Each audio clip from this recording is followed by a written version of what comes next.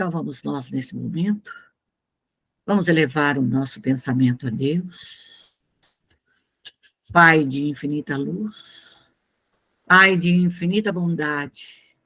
Aqui estamos neste momento, Senhor, a vos suplicar a vossa bênção. Derrama, Senhor, sobre nós todo o fluido curador, calmante e pacificador. E permita, ó Pai misericordioso, assimilarmos a aula de hoje, Senhor. Que a sua paz, que o seu imenso amor a que se faça presente, Senhor, a nos envolver, a nos amparar e a nos fortalecer. Que o grande Mestre Jesus e toda a sua ordem crística, os espíritos consoladores, os nossos anjos guardiões e espíritos protetores estejam conosco, nos auxiliando, nos amparando e nos fortalecendo nessa nossa grande jornada. E assim, Pai, nós agradecidos somos pela oportunidade de aqui estarmos e pedimos permissão para abrirmos, Senhor, os nossos estudos, as nossas pesquisas, a nossa mediunidade. Que o Senhor nos abençoe agora para todo sempre.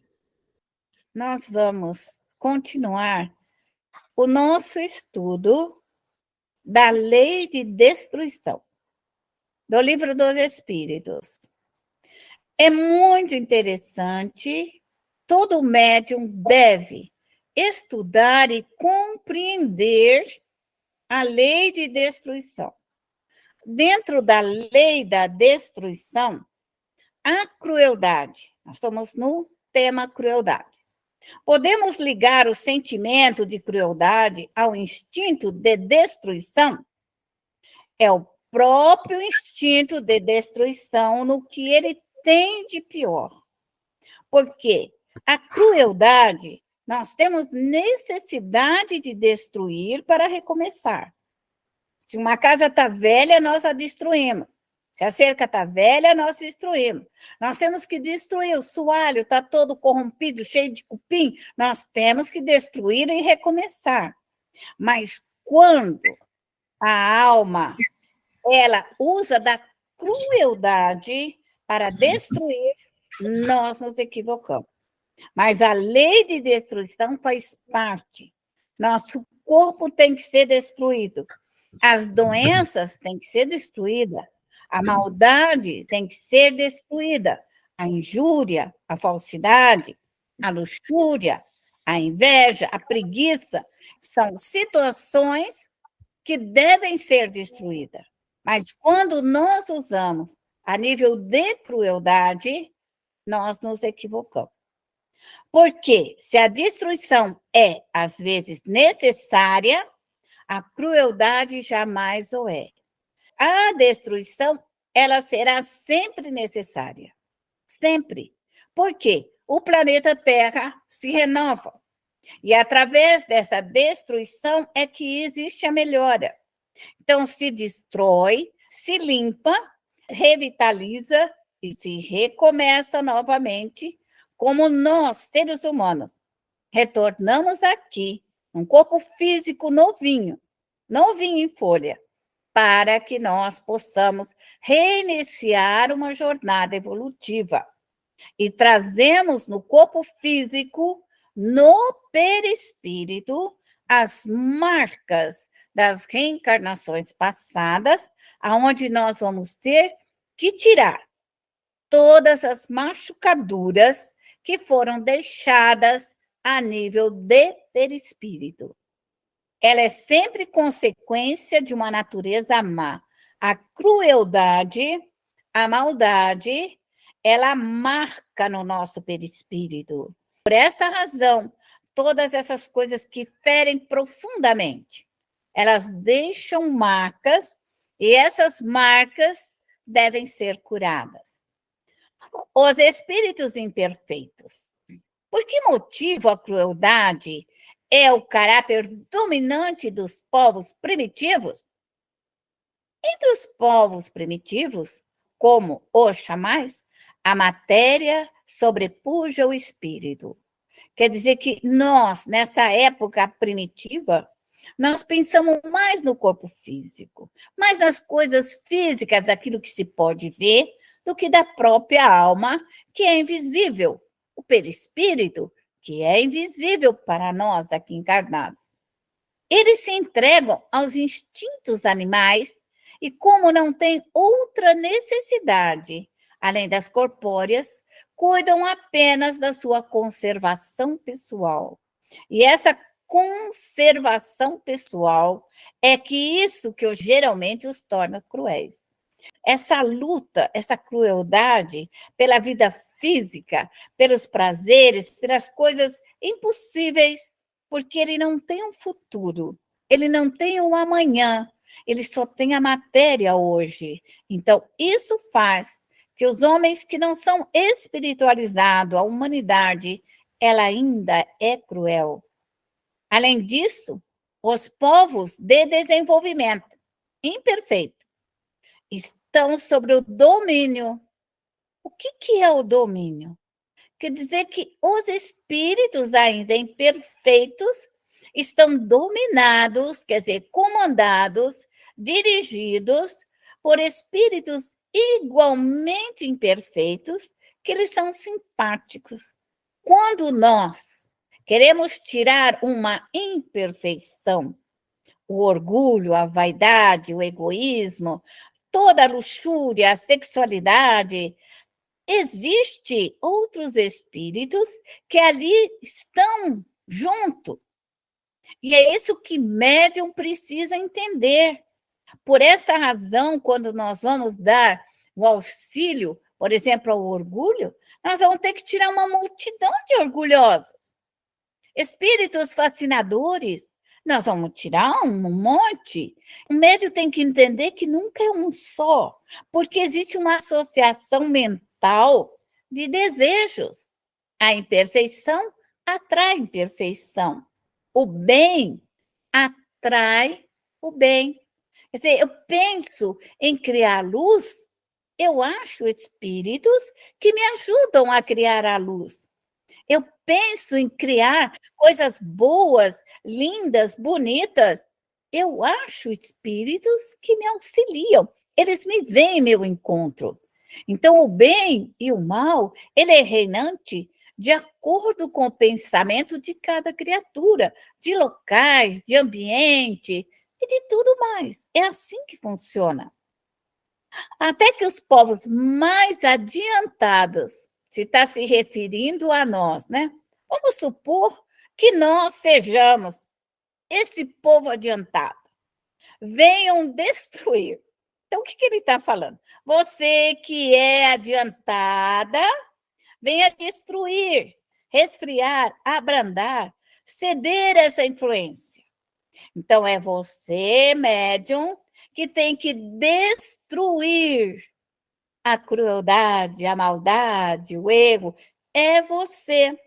Porque os adiantados são os que destroem, é o que modifica, é o que transforma.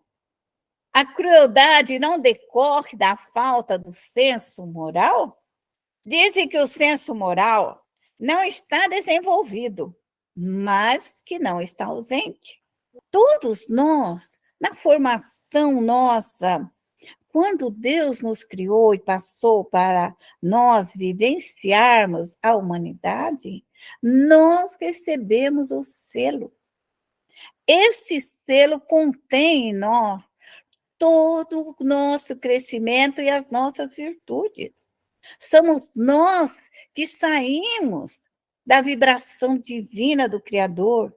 Somos nós que o abandonamos.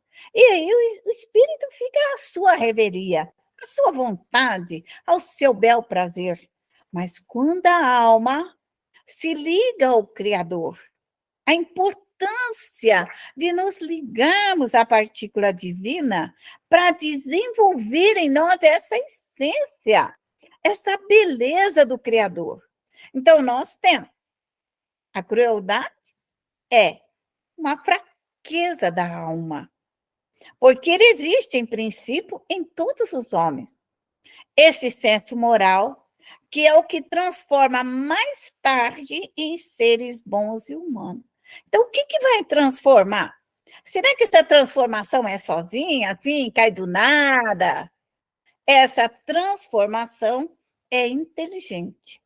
É uma transformação de disciplina, de ordem, de abnegação, de coragem, de entendimento.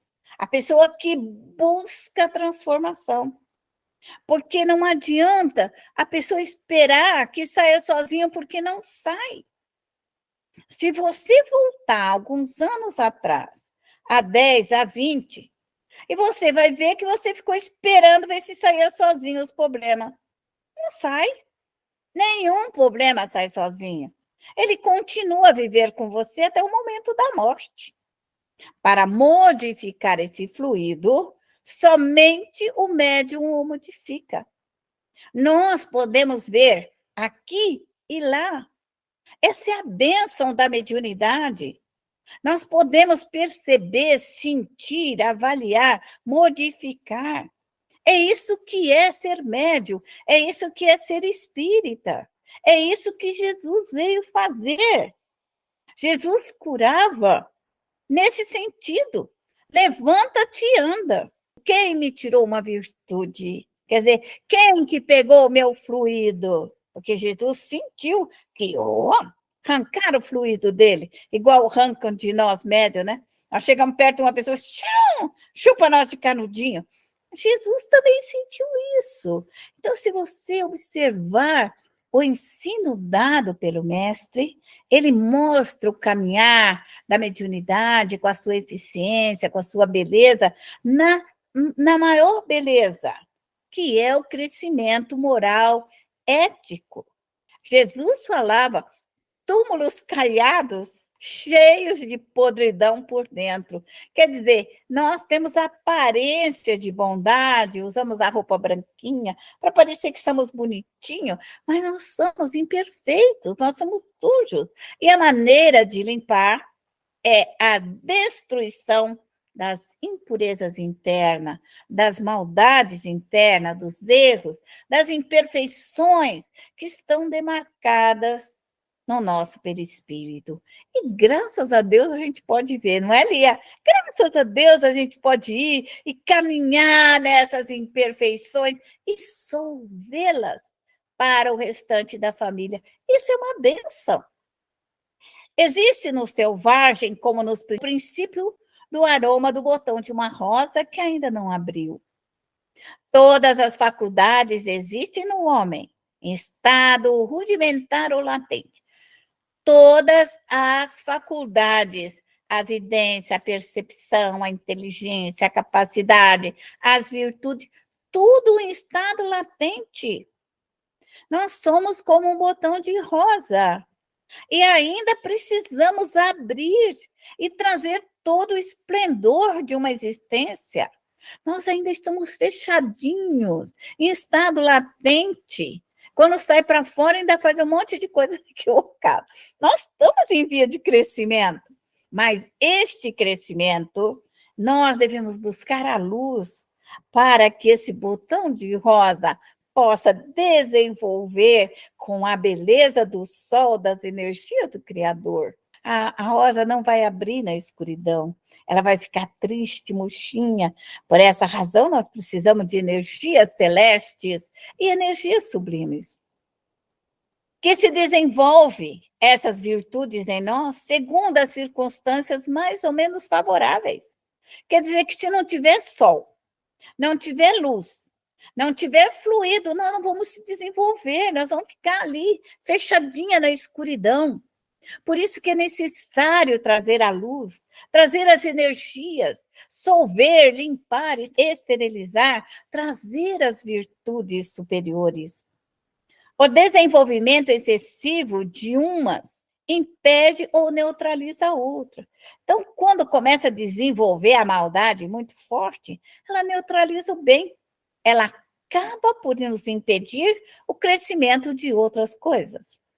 A superexcitação dos instintos materiais asfixia, por assim dizer, o senso moral nos fecha, nos impede, não nos deixa respirar, nós ficamos presos, sem ar. Então, nós estamos impedidos de crescer. Por quê? Porque nós deixamos que a preocupação da matéria, a preocupação material, a preocupação com a vida, não se cuida da vida espiritual. Essa vida material, ela nos abafa. E quando o espírito, ele volta para a espiritualidade, ele solta o corpo. Ele deixa o corpo dormindo ou repousando e vai sentir a beleza da espiritualidade, o brilho, as virtudes. Essa diferença, sair, nos libertar, não ficarmos sufocados e impedidos. Por isso a importância da prece, a importância da fé, da coragem, da abnegação e da luta. Como o desenvolvimento deste aferrece, esfria, cede, pouco a pouco, as faculdades puramente animais. Quer dizer, somos nós que vamos destruir, desconsagrar, retirar, solver as imperfeições que estão dentro de nós. Nós nascemos na beleza, mas nós assimilamos os fluidos ruins e negativos. Como se explica que nas civilizações mais adiantadas existam criaturas, às vezes tão cruéis como dos selvagens? Da mesma maneira que uma árvore carregada de bons frutos, existem os temporões. E eles são, se quiseres, selvagens que só têm uma civilização de aparência. Lobos extraviados em meio de cordeiros.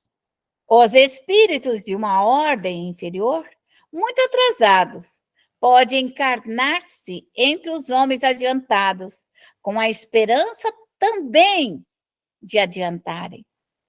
Isso, para nós entendemos. Quantas famílias vêm com seus espíritos altamente imperfeitos e que se pai, mãe, famílias, avós, irmãos, não estivermos preparados para o embate das imperfeições, porque não é só a fala. Nós sabemos que a mudança tem que ocorrer no perispírito, tem que correr para a alma, tem que modificar. Não adianta nós pegarmos e falar assim, essa criança vai virar bandida, essa criança vai virar assassina. Porque ela já é um assassino. Você tem que tirar um instinto assassino. As companhias dos bandidos, a companhia dos ladrões, a companhia dos safados, dos mentirosos, é a limpeza psíquica da alma. O espiritismo, ele cuida da alma, quer no processo reencarnatório, quer no processo de retorno para o mundo espiritual. Essa é a beleza da doutrina. Mas a doutrina, ela não é parada, ela não é vã. Que você vai chegar aí e vai falar assim, tira suas imperfeições. Ela te ensina como trabalhar a nível de perispírito, para que você tire a sujeira. Porque não tem como limpar uma alma se não tirar partícula por partícula. É igual tirar a sujeira que está ali. Tem que esfregar, tem que limpar, tem que arear, tem que arrancar. É isso, arranca-se até as raízes. O Evangelho fala isso. Como que eu vou arrancar as raízes? No perispírito. O corpo é uma consequência da alma. Se o corpo tem faniquito, está tudo dentro da alma. É a alma que comanda, é o perispírito que comanda. E ele é plástico, moldável, ele se modifica através do fluido. É isso que nós, espíritas, temos que entender. Que é a alma que nós vamos trabalhar, é no perispírito o nosso grande trabalho. Mas, se a prova for muito pesada, a natureza primitiva reage. Quando esses espíritos imperfeitos nascem e não existe meios de alta limpeza psíquica, reage à sua maldade e ele sai para fora. Sai para fora os seus erros, a bandidagem, o ladrão, bandido, assassino, hipócrita. Por quê? Porque é aquilo que ele é. E para trabalhar nisso tem que ser retirado.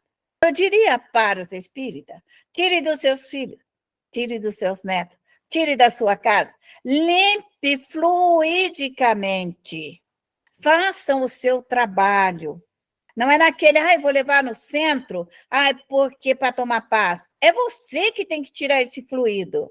Leva seu filho para tomar paz, leva onde você quiser, mas quem tem que tirar esse fluido ruim dos seus netos, da sua casa, da sua família, é você, médium.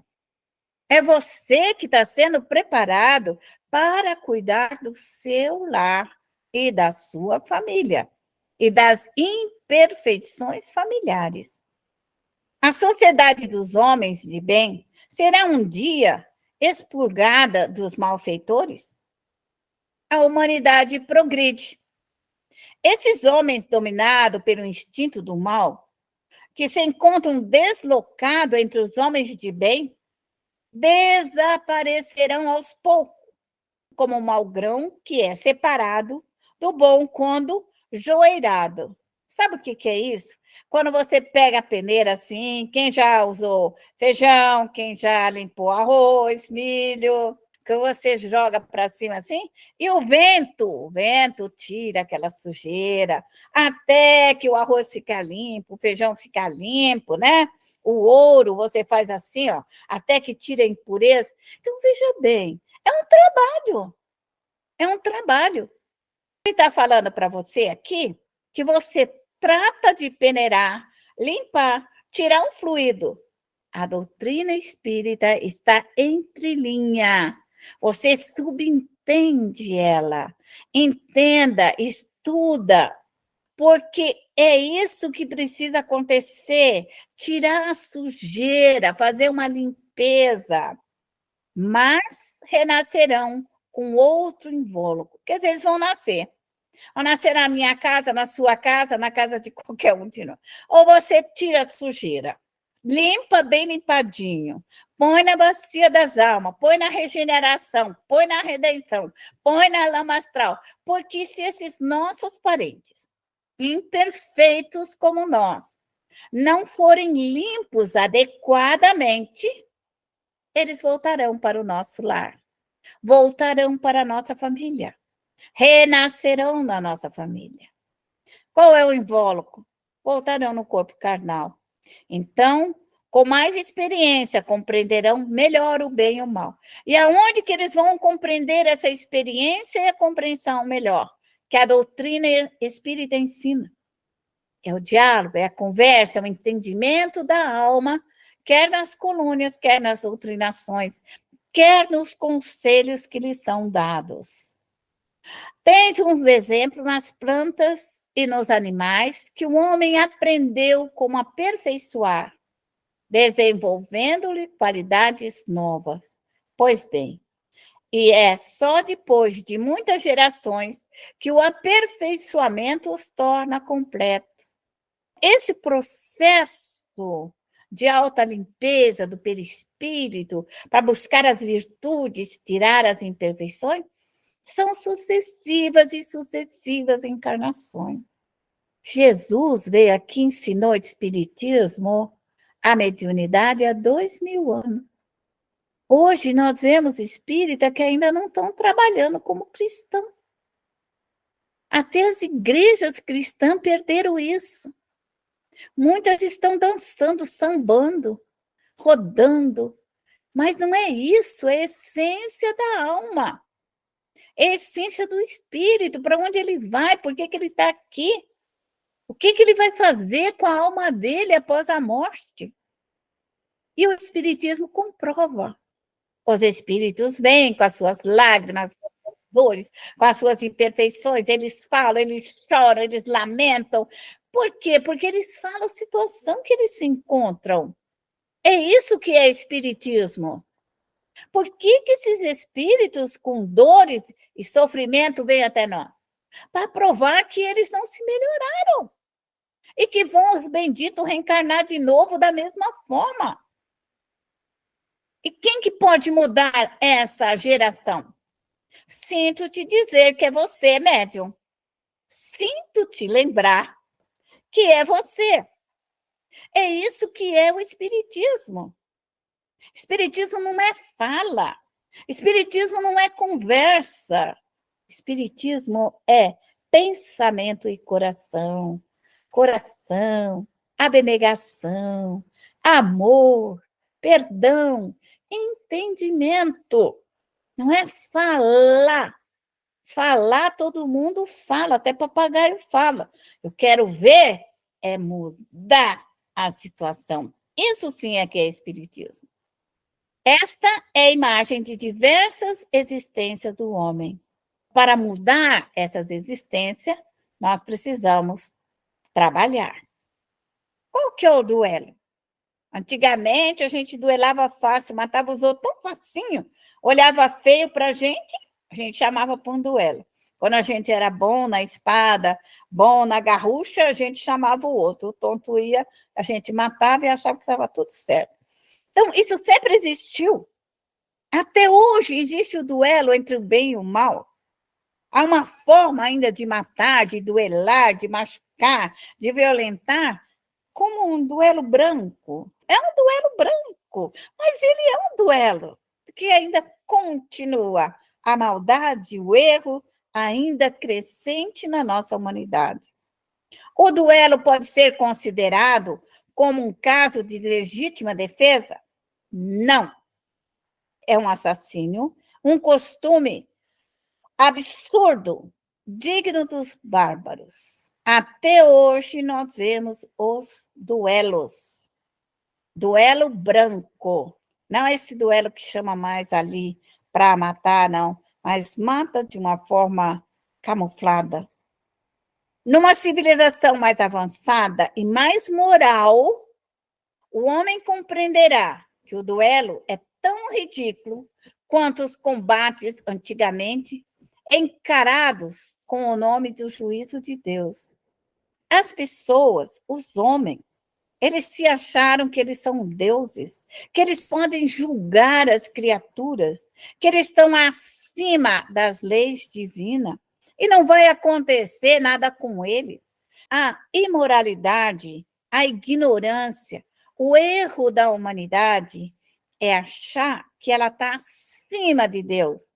E ela julga e fere e faz um monte de coisa errada em nome desse duelo, em nome dessa divisão, em nome de uma discórdia. O duelo pode ser considerado como um assassínio por parte daquele que, conhecendo a sua própria natureza, está quase certo de sucumbir. É um suicídio. É um suicídio. Porque você vai duelar e sabe que você vai morrer. Por quê? Porque você não tem arma de defesa, você não tem água, você não tem comida, você não tem como sobreviver. É um suicídio. Você vai para uma briga para morrer. E quando as probabilidades são iguais, é um assassínio ou um suicídio? É um outro.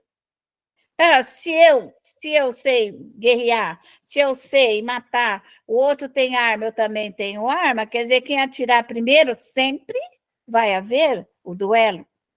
O duelo é uma das piores coisas que pode existir. Mas existe também os duelos espirituais. Não se esqueça que existe esses duelistas acostumados no duelo.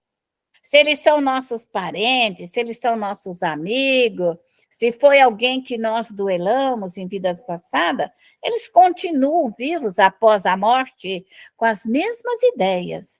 Então, socorro os duelistas, socorro os assassinos, socorro esse povo ignorante, se ainda faz parte da nossa família, para as escolas espirituais. Médio tem que socorrer todos esses nossos antepassados para a nossa própria libertação. Em todos os casos, mesmo aqueles que as possibilidades são iguais, o duelista é culpável, porque até atenta friamente, com o propósito deliberado contra a vida do seu semelhante. Toda proposta deliberada, como um duelo, para matar, sabendo que o outro vai morrer, é um duelo. É uma proposta escondida, mas que ela tem um objetivo certeiro. Em segundo lugar, porque expõe a sua própria vida inutilmente, sem proveito para ninguém. Então, nós estamos aqui para uma missão, para um trabalho, para realizar alguma coisa. Não estamos aqui para enfeite e nem muito menos para duelar. Mas quando os espíritos duelistas vêm até nós, nossa responsabilidade é levá-los para as colônias espirituais, para que eles não fiquem causando danos e perturbações aonde não tem necessidade de estar. Qual o valor do que se chama de ponto de honra em matéria de duelo? É o orgulho e a vaidade, duas chagas da humanidade. Por que duela? Porque é um ponto de honra, é o orgulho, é a vaidade. Então, desmagnetiza o orgulho, acaba com a vaidade, queima, desintegra, dissolva, desmagnetize e retire esse fluido, transforme, edifique em coisas boas. Mas não há casos em que a honra está verdadeiramente empenhada e recusa seria uma covardia? Isso depende dos costumes e dos usos. Cada país, cada século tem respeito a uma maneira diferente de ver. Quando os homens forem melhores, moralmente mais adiantados, compreenderão que o verdadeiro ponto de honra está acima das paixões terrenas e que não é matando ou fazendo matar que se repara uma falta. Então, nós não precisamos matar, porque isso não é necessário. Nós precisamos modificar o fluido, modificar toda essa aspereza, todo esse fluido mau e perverso, transformá-los em fluidos bons, fluidos luminosos, que é isso que nós vamos fazer aqui. A mais grandeza da verdadeira honra em reconhecer o culpado quando se erra. Então, se você errou, modifica, aceita o seu erro e faz tudo ser de outra maneira. Em perdoar, quando você tem razão. Você tem razão, você perdoa, mas você limpa. Você destrói tudo que é mal. Tira do seu caminho as coisas ruins e negativas. Em todos os casos, em não se dar importância aos insultos que não podem atingir-nos. Quando eu olho para o insulto e deixo-me tocar, ele me fere. Mas se eu aprender a solvê-lo antes que esses dardos maléficos, malignos cheguem até a mim, eu poderei me preservar das maldades humanas antes que elas cheguem a mim. Isso faz parte do conhecimento, da manipulação de fluidos, de entendimento de uma ordem moral, de um senso moral. Aquele que se esforça seriamente por melhorar, assegura para si a felicidade já nesta vida. Você quer ser feliz? Queima os insultos, solve os assassinos, solve os pontos de honra e vai limpando o teu caminho, porque é o único jeito de você ser feliz. Não adianta ficar chorando, porque não é isso que vai melhorar a nossa vida. A nossa vida depende exclusivamente da nossa melhora física e espiritual. Isso é espiritismo. Se o espiritismo tivesse sido dado desde o princípio do cristianismo, mas ele foi escondido, impedido, neutralizado.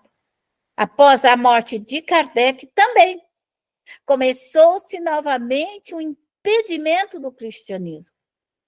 Quando nós estudamos, e a doutrina espírita é o cristianismo redivivo, Quer dizer, é esse trabalho, é essa ciência, é essa pesquisa sobre a alma, e que nós somos portadores e conhecedores de tudo isso que é a mediunidade, que nós trazemos aí há milênios, a mediunidade, desde que já vivemos como humanos. Alguns falam que nós estamos há 70 mil anos, outros 80. Já vi alguns cientistas falarem que nós estamos aí há mais de 100 mil anos, já viventes aqui na Terra, marcas da civilização humana. Todo esse tempo, nós já trazemos esse instinto e essa beleza da criação divina que Deus nos deu. Todo esse tempo, você vê que é tempo que não acaba mais, e nós estamos aqui para a grande redenção da alma. Uma boa noite para todos, e até a próxima terça-feira, quando aqui estaremos novamente.